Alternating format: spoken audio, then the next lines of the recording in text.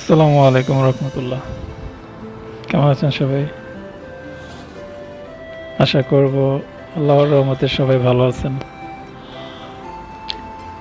প্রবাস থেকে বলছি, কাতার থেকে বলছি। ডিউটি নেই, তাই সকালবেলা বড়শি আর ছিপ নিয়ে চিন্তা করলাম একটু মাছ ধরে আসি। সকালবেলা প্রচুর শীত ছিল, ঠান্ডা ছিল। ঘাসের মধ্যে পা দিচ্ছিলাম, মনে হচ্ছে যে গ্রামে আছি। ঘাসগুলার শিশির কণাগুলো এত ঠান্ডা ছিল,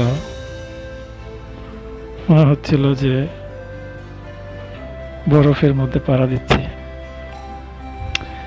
জুতা খুলে শিশিরের মধ্যে পাড়াচ্ছিলাম, কিন্তু এত ঠান্ডা, তারপর আমি জুতা পরে ফেলছি। তো আসলে মাছ ধরতে অনেক মজা লাগে। আর সকালের বাতাসটা কিন্তু শরীর এবং মনের জন্য দুইটাই কিন্তু খুবই উপকারী। তো আসলে সকালের প্রকৃতি সৌন্দর্য যাকে একবার আকৃষ্ট করে সে কখনো সকালবেলা শুয়ে থাকতে পারবে না। সকালের প্রকৃতি দেখার জন্য সে ঘুম থেকে জেগে উঠবেই।